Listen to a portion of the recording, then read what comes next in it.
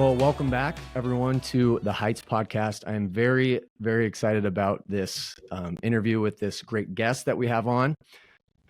We have founder of Chastity Project, Jason. And Jason, before I say your last name, I have seen interviews done. Hey, we got Jason Evert. We have Jason Evert.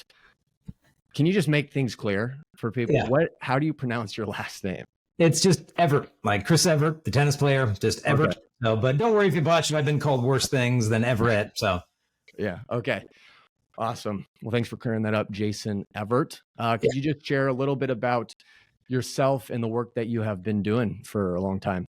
Yeah, so I've been traveling around the world last 26 years, speaking at mostly high schools, universities about God's plan for human love and sexuality, theology of the body. We run the website chastity.com. And so we try to spread the message in part by in-person assemblies. So we speak to up to about 100,000 kids a year on that subject in person.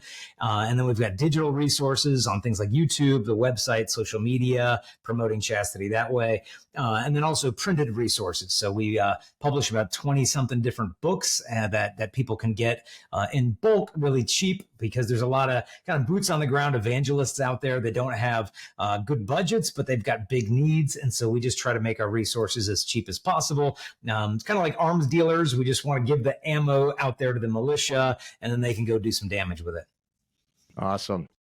So in today's episode, just kind of the prompting that has been on my heart recently is wanting to speak into the life of kind of young people, more young adults my age. I'm 27, but 20s, 30s, we're seeing a lot of people that want to get married, particularly in the Catholic Christian communities, but just aren't. And there's been a struggle. So we're going to kind of touch on that topic today, as well as just other chastity topics. But before we dive into the actual questions, I don't know if Jason, if anyone's ever done this, but I want to just ask quick questions for you that people can kind of get to know you a little bit more.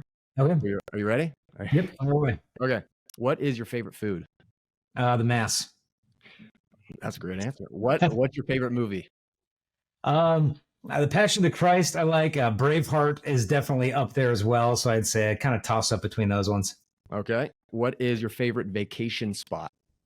Most recently went to Alaska. Absolutely love that. Got to go find grizzly bears. Went dog sledding with the kids on top of a glacier. Went salmon fishing in the Kenai. So that was really awesome. Definitely enjoyed that. Cool.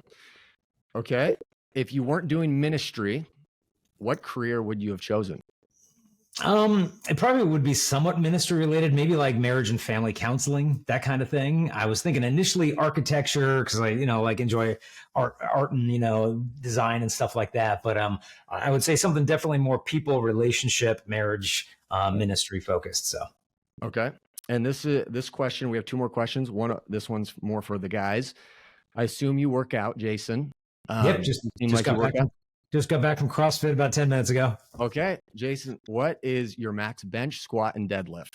Max bench is 285. Max deadlift, I just got a couple of months ago, was 415. Wow. I never really practiced that before the last 5 years or so I don't know what I would have been able to lift back in the day.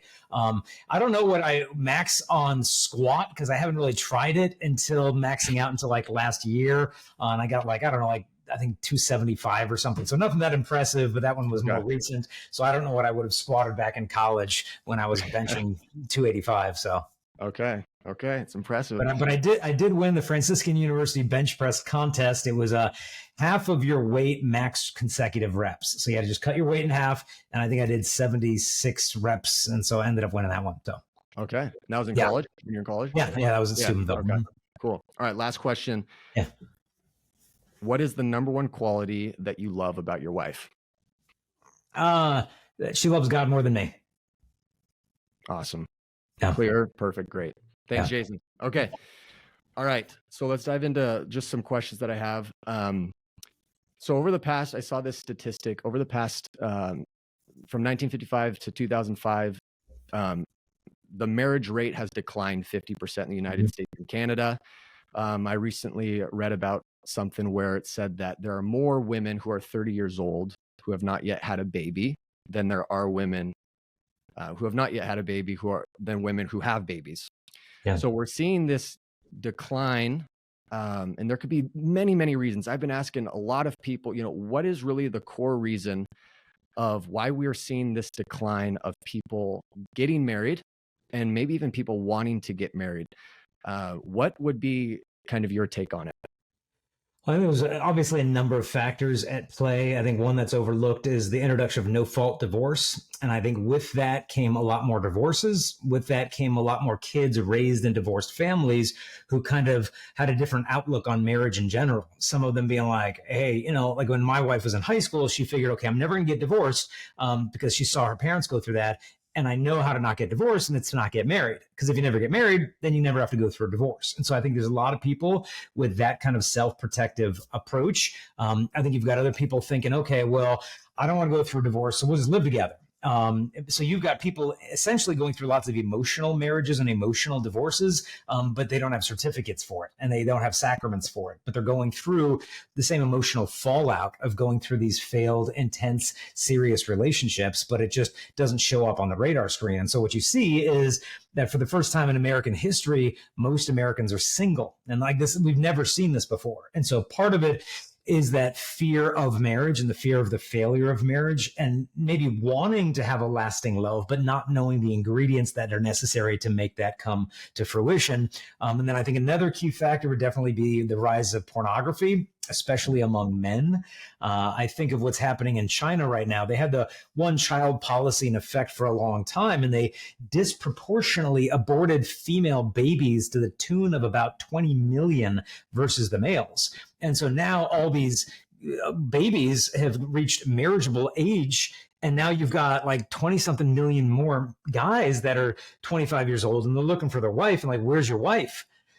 She was aborted 24 years ago, sorry. And so you've got this, the young single women that are out there want to focus more on career and other things. And the guys are having to look elsewhere for marriage. And so I draw that analogy because I think the same thing has happened in Western society because pornography has in effect aborted a generation of marriageable men, where these guys normally, if they had lived in the 1930s and 40s, would have had 4 kids by now. They would have come back from the war and they weren't afraid of asking a woman on a date. They were afraid of like landmines and tanks. Like they weren't afraid of women. And so they were initiating businesses. They were initiating families. They were initiating engagements and marriage. And now those guys are sitting in their basement on porn websites and Tinder apps and things like that, just afraid to encounter a woman face to face, and the fear of rejection, the fear of giving yourself, of losing yourself in a relationship. So I think porn has made a lot of men really relationally unavailable. That is, wow. Because I'm thinking, I hear a lot from people on the women's side where there's no men asking me out.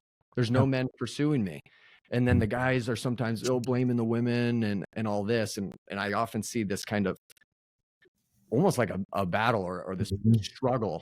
But what I'm seeing in Catholic communities here in Nashville, big young adult Catholic community. I'm also hearing things in Denver, which is also a big young adult community. Yeah. And people want to get married. Like, I think we just want to be pursued, desired, wanted. We want someone to lay their life down and say, I'll never leave you nor forsake you. I think that's in us. And I remember Christopher West, he mentioned this girl who came up to him and was just like, Christopher, there's no good men pursuing me. And all the men are just using women and they're in the hookup culture. And she said, I starve for intimacy and love and affection. And there's a part of me that I'd rather be used. I'd rather be felt like I was being intimate or felt some type of touch or affection than no touch, no affection at all. And it's just this like cry of like, I want to be loved. I want intimacy. What would you say to the person who they've been praying, Lord, I want a spouse. Lord, I pray for my spouse. Where are they? And they might be now in their 30s. And there's a part of them that just wants to throw in the towel.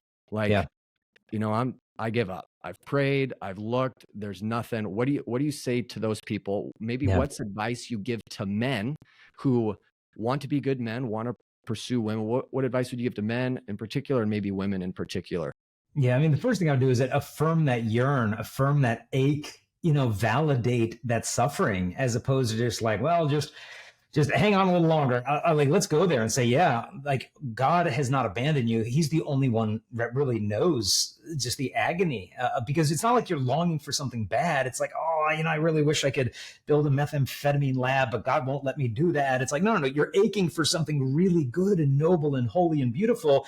And full well, like what you want is a baby, and you want a spouse. And technically, if you want a date, like, you could get one in 10 minutes. Like, if you just lower the bar low enough, you can get companionship, you can get impregnated if you just lower that bar low enough. But the question is like, okay, what do you really ache for? And does the hookup culture, is it going to get you a step closer to that or a step further away from that? Because, one thing I say to the women is like, yes, it's a better thing to be disappointed in some guys than to be disappointed in yourself for settling for a guy who's only half the man that you deserve. And so trust me, if you settle, it's not going to solve the problem of loneliness, because you're going to be lonely in his arms. Like, you could be lonely in a marriage, and the loneliness of a marriage that God did not will is much more desolation than singleness, because singleness, at least there's hope tomorrow. At least there's like, hey, who knows what might be around the corner. Whereas if you're in the wrong marriage, the loneliness there is like insufferable. And so I would say, try to find some community, that you're able to share that ache that you have, and don't lower your morals to find love, because if you have to do that, then it's not really love that you're finding. But try to be faithful to God and staying on this cross. In very many respects, it's a white martyrdom, because there's lots of normal guys that are like, okay, he's cute, but he has no morals and faith, and he'd be a horrible husband and father. But then there's these other guys that might make good husbands and fathers, but they're really weird and socially awkward, and like, we don't click and there's no attraction. So it's like, man, pick your poison here. And so like, for a woman to find a guy who's just socially not awkward, devout, relatively good looking, has ambition in his life, she probably feels like she's trying to find a unicorn. And it's like, are my standards too high? Am I the problem? I don't think you're the problem. I don't think your standards are too high. I think our culture is messed up. Because if I just took these women, like, I'll go to like daily mass sometimes at a downtown area and all these towns I visit to speak. Typically, there's about a half dozen young, single, professional, Catholic, attractive women with no rings on their fingers. And there aren't any guys there. Where are these dudes? And if I took those women and I just stuffed them in a little like time capsule and I sent them back to 1920, they'd have 3 kids by now. They'd have 10 marriage proposals. Like, it would not have been an issue. And so the issue isn't her. The issue is the culture in which she lives. And so the temptation at this time might be for her to become more aggressive, in the sense of, okay, if guys aren't asking me, I'm going to ask them. And maybe I need to loosen up, drink a little more, club a little more. But I don't think that's the answer. I think the answer is to continue to grind away, and, like that little red candle that sits next to the tabernacle that does nothing but burn by his presence. Be that little red candle of just like, I'm going to wait by your side, God. I'm going to trust in you, despite the fact I feel forsaken by you. And he's sanctifying you through this. He's purifying you. He's preparing you to give the gift of faith, God willing, to perhaps your family one day. But just to stay on that cross, because Jesus didn't get off the cross. He stayed until they took him off. And so try to stay on that cross until the time that he sees fit to take you off of that. And I know that's not an easy answer. And you got to get out there. Obviously, you got to go get involved in the young adult communities, get involved in ministry, get involved. What does God want you to do with your single life? Because a lot of times you can meet the right person by getting involved in what you're passionate about. And so, but girls can do that. Look, hey, I'm going to Theology on Tap. I'm part of the young adult pro-life thing. I'm doing this. I'm doing that. I've dealt with my issues. I've gone to counseling. I've healed my stuff. I'm not addicted to anything. Like, I'm ready.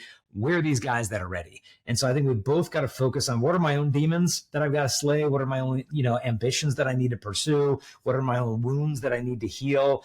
And if we can start to address that independently, we can be more ready for each other. Yeah, that's great. I was reminded of, because I was at your talk in Knoxville a month back or something like that.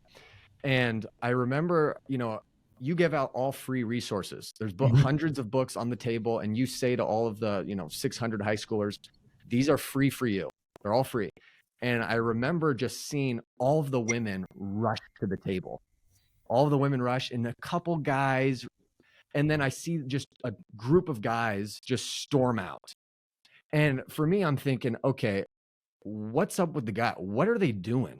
Like, I'm thinking, like, the odds are is that Mike doesn't want to go grab a book because Joe and Jim are going to think he's weird in this purity, whatever. And I remember you mentioned the talk. It's almost like, at least in high school, we could argue even after high school, college, and older, is that guys are wanting to impress the guys. Mhm. And I think also with guys, and I've even felt a lot of my friends are calling me out at times, like, Brendan, you're a little picky. You're a little picky. And I asked Father Emmanuel, I don't know if you know him, he's with the CFRs. I was like, why the marriage rate decline? And he was just like, there's always the next best thing. We have media where, hundreds and thousands of beautiful women instantly.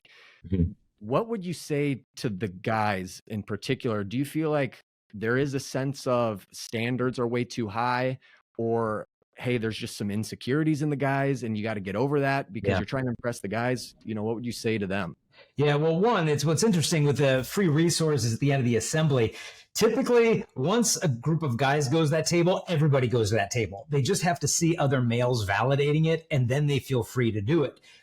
If the girls get to the table first and some buddies are walking around like, okay, and they're leftover books for the guys, we put that table out kind of the cafeteria. By the end of the day, it is picked clean.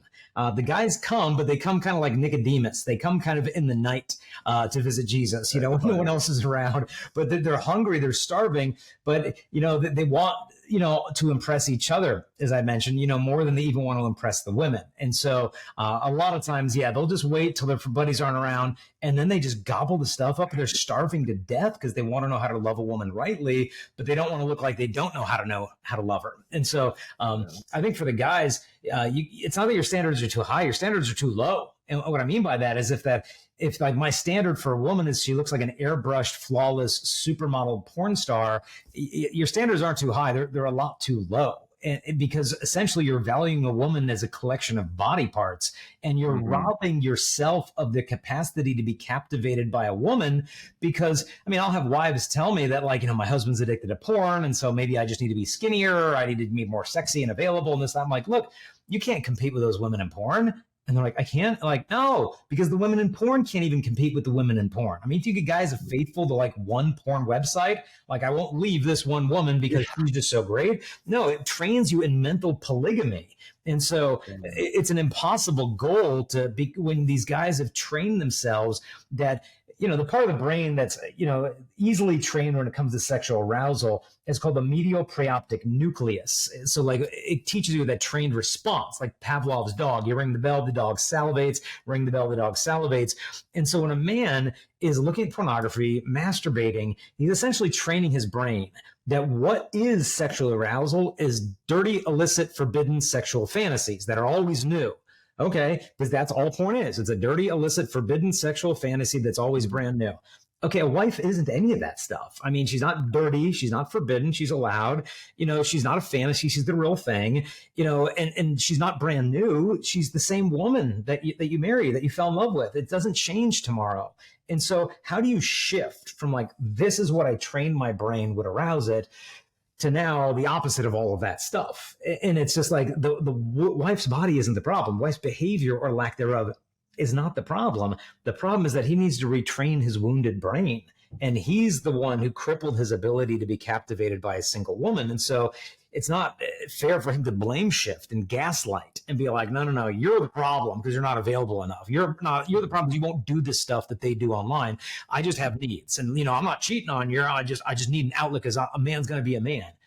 Look, a boy is going to be a boy and a man's going to be a man. And the men don't look at porn. That's the distinction. And so I think with the guys, you got to look at, okay, what really are my standards? Is it just I value a woman based upon how much lust she generates in me? That's not really much of a standard. It's just selfishness. That is one of the best answers, maybe the best answer I've ever heard. Thank you. Thank you, Jace. That is awesome. So I was thinking, before this, and you mentioned a lot in your talks and when you speak, is like, everyone who's single, like, take this time, like, work on your own heart, your own virtue. What are the stuff in your life that, if you brought into marriage, it would be detrimental, not good? Pornography, that this is a time to work on the self, that to be the man that, your wife deserves. And I'm thinking today, like, I don't know. I mean, I'm 27. You're older than me. I don't know what it was like, if it was just a, a pornographic picture is what you guys had access to. But I had this like mind of like, what are like the drugs in life? First it's usually like marijuana that could lead to the bad ones like heroin. Now today it's almost like just heroin instantaneously on a person's phone because of how like the hardcore pornography that people are being exposed to. Do you find when you give talks to teens, college students, are you finding just because of how toxic the culture is that, okay, this isn't just kind of a struggle and a fight that, it's a fight, but not that bad. But are you seeing a rise more in addiction and just seeing like, oh my gosh, like we need some other tools for men and women to really fight this, to be free of it? And what would you recommend to the people who are really struggling? They've been fighting with, say, an addiction. What would you recommend for them? Yeah, no, I mean, I'm seeing full-blown addiction, not only in the guys, but also the young women. I remember meeting one woman, she said, high school girl, and she said she's been looking at pornography every single day for the past 5 years because she said that's when she found her dad's porn collection. And his addiction basically became hers. And he doesn't know that she knows that he looks. And he doesn't know that she looks, but his addiction basically became hers. I'm talking every day for 5 years. This high school Catholic girl has been wrestling with this. I remember meeting one guy. He said, yeah, I go home on the weekends. I watch 12 hours of porn on Saturday, go to bed, watch 12 hours of porn on Sunday, go to bed, come back to school. He said, I don't even enjoy it anymore. It disgusts me, but I don't even know how to live without it. Wow. And so these are full-blown addictions. This isn't just some like attachment that I'm struggling with. And so these people need accountability, meaning they need to not just tell me after a chastity talk and tell nobody else. They need to find a good spiritual director. They need an accountability partner that's going to be able to know when they fall, help them to set reachable goals. Because they say the opposite of addiction is not sobriety, it's human connection. And so sobriety isn't just white knuckling it. I went 3 days no porn, I'm winning. It's like, no, I would see more progress. And the guy went one day and then messed up and then called up a friend, talked about it and worked through some of that stuff and, actually had some transparency with that person of, okay, well, when did you mess up? Were you bored? Were you lonely? Were you angry? Were you stressed out? Were you tired? Yeah, I was bored and I was pretty lonely. Okay, well, let's deal with those things because porn doesn't solve the problem of loneliness. It just makes you more lonely. It's like looking in a window of a restaurant thinking you're going to get fed. That's not going to like fill your stomach. Like you've got to do something that's going to actually treat these moments of desolation with true consolation instead of the false ones of porn. Otherwise, you'll kind of stay the emotional age at which you became addicted. So you can be a 28-year-old guy, but affectively or emotionally, you're like a 13-year-old kid inside. And then you wonder why you don't want to start up the responsibilities of marriage and a family. You don't even know how to deal with stress as an adult because you just turn to the false consolations of porn.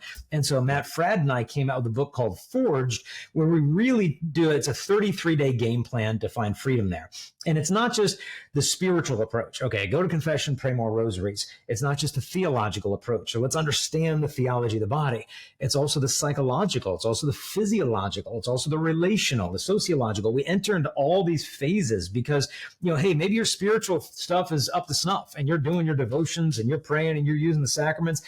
But psychologically, you're not doing the deep dive. You're not going back to where this stuff got started and what was going on in your life and why you're searching out this particular genre of porn, because maybe it's tapping into this legitimate need or ache or wound you have that isn't dealt with. And so a good resource for like going down to those root systems is a evangelical named Jay Stringer. And so if you just type in Jay Stringer, porn recovery or whatever, you'll pull up the guy's website. And he actually has a program where kind of explains like you got to have a little bit of compassion on yourself of your own story, have some mercy on yourself. Where's this all coming from? And let's take a deep dive there. Let's go to heal those roots of the problem. Otherwise, you're just going to be cutting off the leaves of a weed. A couple of weeks later, it's just going to sprout on back. We got to go down to that root system. So Jay Stringer's thing is very helpful. The book Matt Fradd and I did, Forged, you get a free book or a free video every day of that. You're supposed to do it with other guys so that there's some accountability built into that.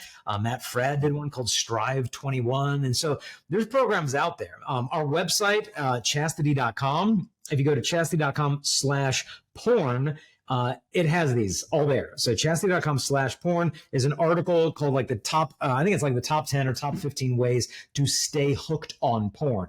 And it's kind of like a C.S. Lewis screw tape letter approach where it's kind of give you backwards advice of like, hey, well, make sure you don't tell anybody, make sure you don't put a filter on your computer. But then it's got the links for all that stuff with all the different tools you need. And so everybody's got a different answer. It's, someone, it might be, like I said, spiritually, all their ducks in a row. Psychologically, they're not dealing with that. Other times it's the opposite thing. Like, dude, you're not getting enough sleep. You're not getting enough to eat. You're not exercising enough. You're not just, you might be taking care of your soul, but you're not taking care of your body. Like, it's not going to take away all your temptations to deal with that stuff, but heck, it's going to make them almost feel invincible, if you're not dealing with these human elements. And it's going to feel like two magnets that you're trying to pull apart. When they're close, it feels like, man, is it always going to be this hard? But as you get further apart, it's like, okay, this is doable. And so the devil's going to want to make you think it's always going to be that hard until you're dead. But that's a lie. And he's going to want to pour in that lie, especially when you're about to experience a new breakthrough. And so don't fall for it, that it's always going to be this hard. You find greater freedom with time. And eventually you lead to a point where, in a sense, I did a podcast this last week, a Bishop Evert, who's a monk in Norway. And it was just an awesome podcast. And he talked about freedom. Actually, real freedom is the ability not to choose. And I hadn't heard that before. And he said, well, like, yeah, because in time, your senses become so attuned what's to truly good that that's all that you really desire. And yeah, the temptations are there, but you realize it's a false appeal. It's almost like if I have, one of my favorite meals is like a ribeye steak, a nice dry aged ribeye steak. If you put that in front of me with a bowl of like black olives, which I just completely detest, am I free to choose between them? I mean, yeah, but no, because I'm like, I just so know that will not fulfill me, that I'm just going to dive into that nice medium rare plus, ribeye.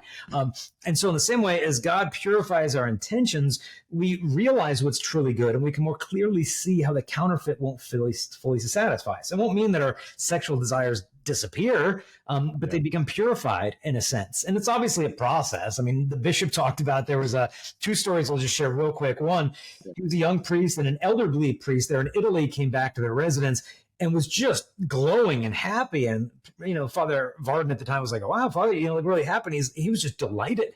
And the old priest said, I just met in the street the most beautiful woman you could ever imagine. He said, and I just saw her and I wanted to applaud. But it's just such an innocent, joyful response to beauty, instead of like this grasping, why can't I have that? And like lusting, like there was a real freedom there of experiencing the piercing beauty of another without looking at her as some temptation to hell. You see her as a reminder of the beauty of heaven. The second story he told real quick, that there was a young monk in the Egyptian desert that was just very afflicted with sexual temptations for a long time. Finally disclosed this to an elderly hermit there, and the older monk was I can't believe you struggle with this. You are not cut out for the holy monastic life. You should take off your habit. This is truly not the calling for you if you're battling with these sexual dreams and fantasies. And so the younger monk figured, okay, I guess that's it. Throw in the towel, started walking to Alexandria, which is like walking to the red light district in Amsterdam or Las Vegas. And on his way there, encountered another old monk who could tell he was weighed down by something, and got the young monk to explain what he was struggling with. And the elderly monk said, no, battles, this is part of the monastic life. You're going to face this till you're dead. You got to battle. Come with me. Let's go back. And so he brought him back. And then the old priest stood outside of the cell of that crotchety old puritanical hermit and prayed. And he said, God, who sends temptations to those who might profit by them, visit this old stupid man and send him these temptations so that he can learn through experience what he has not learned through these years in the desert. And immediately the elderly hermit came shrieking and running out of the hermitage because he couldn't bear for one moment the temptations, and he himself wanted to head over to Alexandria. And the hermit stopped him and said, well, maybe the devil never tempted you because you're so mediocre to begin with that he saw no purpose in tempting you to begin with. But the wisdom of this elderly priest of like, no, you're not bad, damaged, and like displeasing to God because you're in the thick of the fight. These things, temptation in a sense is a ring that God gives to espouse us to himself, where, it's not that he's testing us to fall, but he's testing us by putting us in a fire that can purify us. And granted, some of these temptations temptations God allows, other times we indulge in them. And then we blame him and blame women for what we willingly exposed ourselves to. And then we complain it's their fault because it's so hard when we open the door ourselves. Yeah. I'm reminded of G.K. Chesterton's famous quote when the British Times asked all the authors, maybe you've heard this, all the authors, intellectuals to, what is wrong with the world? And they wrote back essays, and on the desk, the editor grabbed G.K. Chesterton and opened it up, and it just said, "Dear sir, to your question, what is wrong with the world? I am sincerely G.K. Chesterton." Yeah. And it's this idea that, I need to go inward. I need to go interior to my wounds to find healing, but that will be a journey. So thank you, Jason. Just kind of lastly, if people want to just learn more or stay tuned, where can they find the work that you're doing and follow along? Yeah, you can just go to chastity.com. We've got there the podcast Lust is Boring, which is also on iTunes and Spotify. You can follow us on Instagram, YouTube. We're typically putting up content every single day, and it's just under my name, Jason Evert. Same thing with Twitter, Instagram, YouTube. Just go there, follow the content, because you get fed in conversations like this, but then what's going to feed you tomorrow? What's going to feed you next week? Just keep starving out the bad stuff, feeding the good, and it becomes a much more doable lifestyle. Yeah, awesome. Thank you, Jason. Thank you for your work. And thank you for taking the time to be on this podcast. Thanks for having me on. Keep up the great work. Thanks. God bless. Yep.